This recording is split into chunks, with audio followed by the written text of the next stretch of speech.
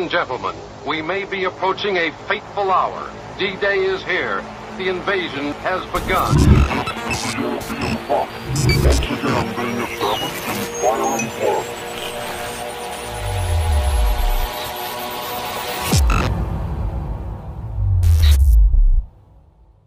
First, some context. Science fiction portrays three visions of the future of humanity. First, there's the dystopian future where all of mankind is enslaved as the human spirit is crushed under the weight of a totalitarian regime that reduces human beings to mere cogs in a massive technocratic wasteland.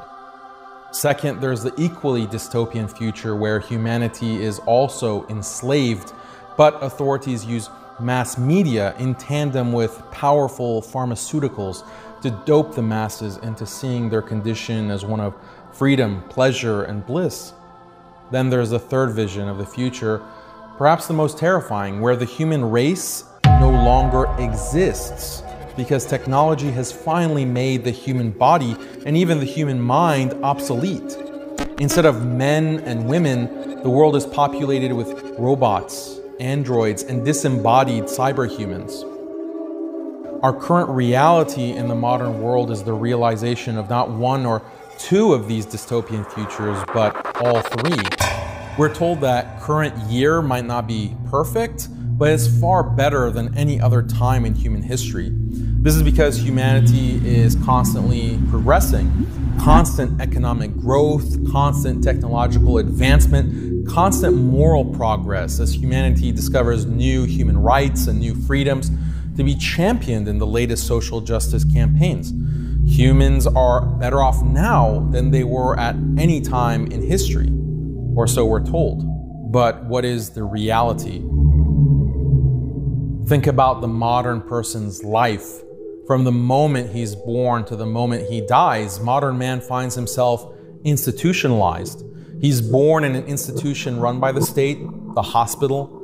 The instant he comes into the world, he's grabbed by the medical professionals and weighed and measured and injected. After a day or two, he might get to leave that institution, but guess what? His mother is a strong, independent woman who has to work at a soulless job to make ends meet. Statistically, it's most likely that she's a single mother and doesn't have a husband or committed family to help with the new baby. So the baby has to go to daycare, another institution, for most of the day, surrounded by more professionals. At age 4, he's transferred to yet another institution, grade school, where more professionals make sure he's properly educated. 8 hours a day, 40 hours a week, he's fed the state-mandated curriculum, ensuring that he becomes an obedient citizen, an obedient consumer. He gets older and goes to college, another institution, meant to train him to be a productive citizen who thinks the right thoughts, believes the right beliefs. After graduation, he can look forward to desperately searching for a job to pay back tens of thousands of dollars in student debt. If he can't find a job in his field of study, he can always find menial labor for minimum wage. If he's lucky, he might hit the jackpot, working as a wage slave plugged into the corporate rat race. Every day he drags himself out of bed, sits behind the computer for 40 hours a week, comes home exhausted, too tired and emotionally burnt out to do anything other than order takeout and watch Netflix. Maybe he gets married, maybe has 1 or 2 kids, but really, what's the point? They're all locked into their own institutional existence for most waking hours of their atomized lives. So he works like this. He works like this for 40 years, only to retire. Most likely he's divorced by then, his kids have long ago moved on. He has to spend the end of his life alone, maybe in a nursing home, the final institution. So from birth until death, virtually every moment of his life was mediated by a state or corporate institution. Or maybe he will end up living alone, and when he dies in his apartment, no one will really know. He has no family to visit him or care for him, and when he dies, it'll only become apparent a few months later when the growing stench of his rotting corpse wafts into the halls of his apartment building. And then again, a corporation has to be called to dispose of the putrid remains.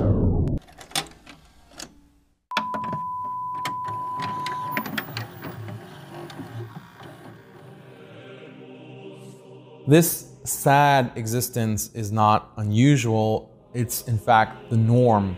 It's the model. It's by design, the logical consequence of a materialist, progressive worldview. After all, real happiness, according to materialists, is not to be found in some promised heaven in an imagined afterlife. This life is all we have, and material bodies are all that exist.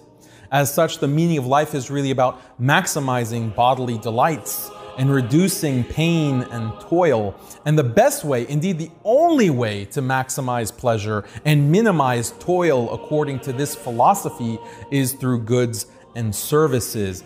Give people more food, more entertainment, more gadgets, produce more technology and more automation, which will make life more convenient. More. The more goods and services people have, the happier they'll be, the freer they'll be.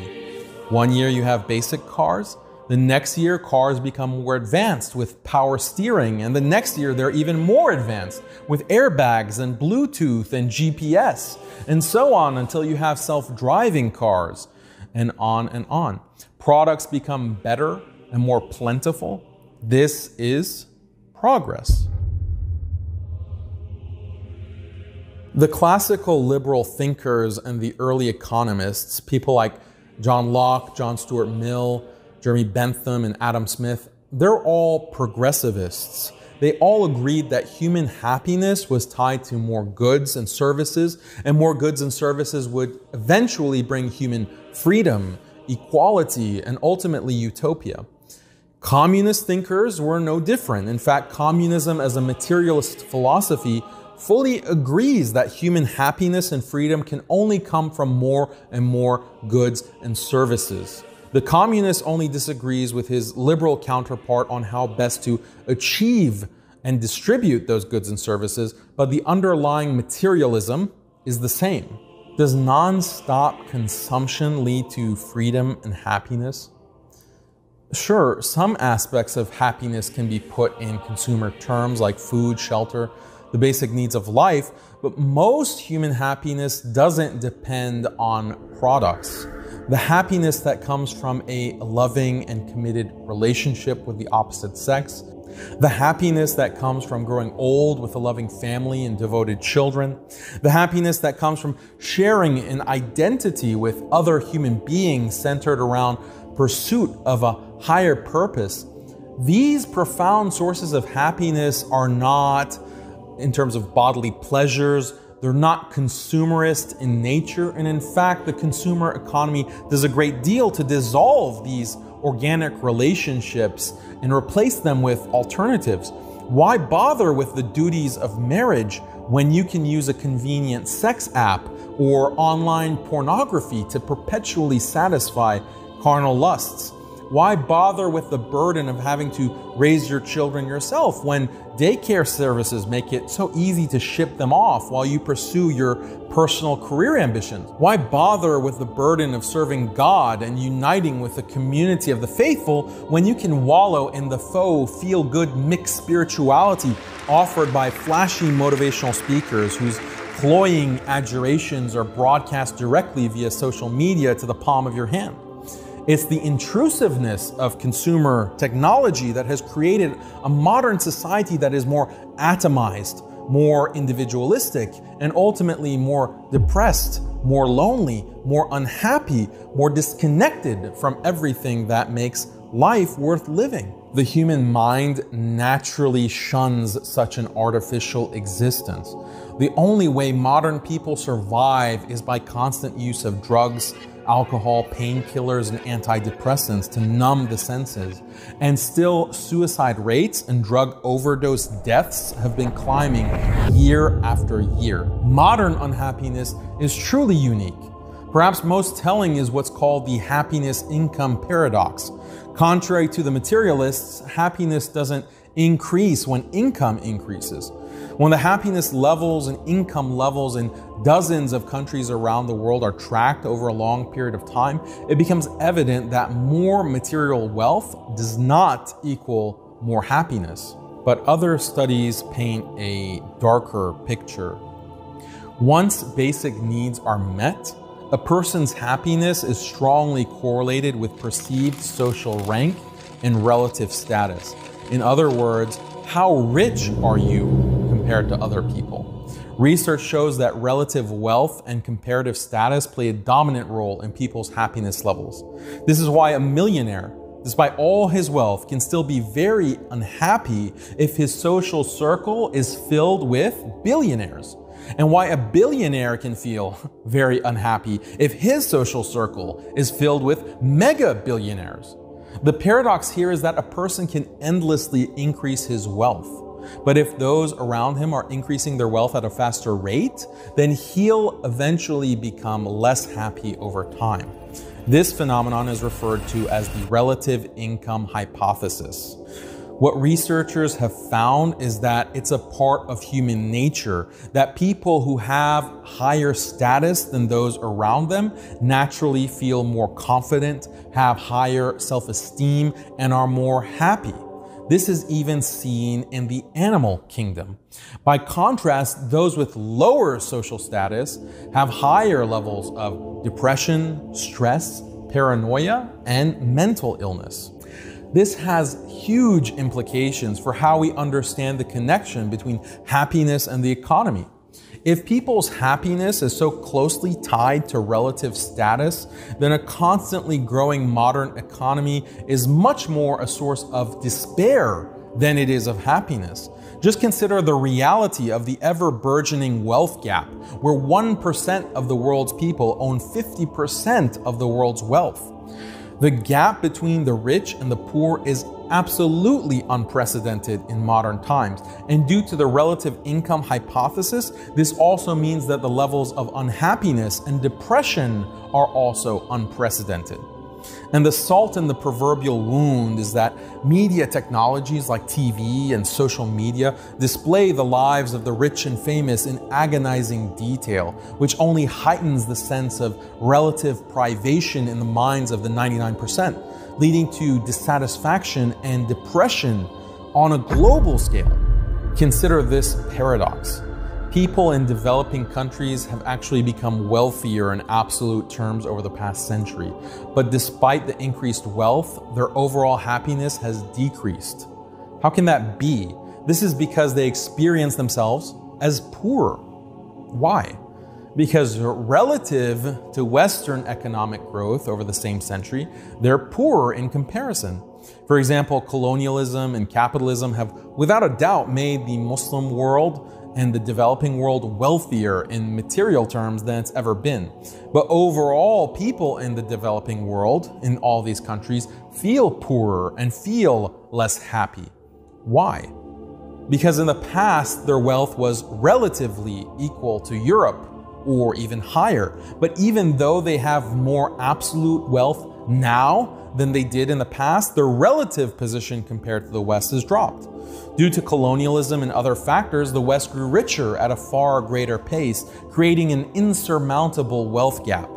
This global inequality generates a lot of unhappiness, paranoia, and depression for poor nations. And by the same token, it generates a lot of happiness and satisfaction for richer nations who feel good about being above others. But is the wealth gap between richer and poorer nations really insurmountable? Can't developing nations eventually catch up to the West and enjoy equal wealth and status? Doesn't a capitalist global economy provide a fair playing field for all? The answer is a resounding no. What theorists like Emanuel Wallerstein and Thomas Piketty have pointed out is that the liberal capitalist model does not account for structural inequality. The reason that 1% of the population owns 50% of the world's wealth in an ever-growing wealth gap is not due to sheer hard work and perseverance. The reason that Western nations have had overwhelmingly more wealth and held overwhelmingly more control over the rest of the world for the past few centuries is not due to sheer ingenuity. Rather, there's a clear structural inequality hardwired into global capitalism that prevents other countries from being able to catch up with the West. Sociologist Emanuel Wallerstein points to the fact that because the technological revolution began in the West, they were able to accumulate a great deal of capital. Using this capital, they were able to invest more into research and development, R&D, more so than other nations, which led to more innovation, better products, more high-tech products. Other nations couldn't compete with this, and so they were locked into a low-tech economy relative to the West, where they're producing low-margin, low-tech goods and raw materials. Meanwhile, the Western nations create better, higher-tech goods and sell those at higher margins, which brings more profit, which they can invest in more R&D, more innovation, and the vicious cycle continues. This is a structural inequality that prevents other countries from catching up. The modern wonder of progress and constant economic growth is actually a modern nightmare that keeps the majority of the world's population in a perpetual state of inferiority. Isn't mankind supposed to live free? Maybe freedom is exactly the problem here. The whole purpose of endless technology and endless consumption is to give us more and more freedom. The life of inconvenience and perpetual toil of our ancestors is no more. Now we can live comfortably with all our needs, food, shelter, sex, entertainment, literally available to us at the touch of a button. And if a button is too taxing, just give voice commands. But even this is not good enough. Even this is not as convenient as possible. What if chips could be implanted in the brain so that we can order the pizza with our thoughts? But then we would have to chew the food, quite a chore. What if we could just automatically inject the nutrition of the pizza into our bodies and then virtually simulate the sensations of enjoying a pizza? But then why allow a clunky body to limit our freedom in the first place? Why not technologically enhance our bodies, or better yet, ditch our bodies altogether by uploading our consciousness into the cloud so that we can exist in a state of perpetual cybernetic bliss? Isn't this the logical end of freedom? Freedom realized to its fullest potential? But of course, this freedom would also mean no more human body. And no more human body means no more soft touch of another's warm embrace, no more watching the sunset, no more smelling the rain, no more reveling in the joyous laughter of your children, no more human life as we know it, the extinction of the human race. Is there another path?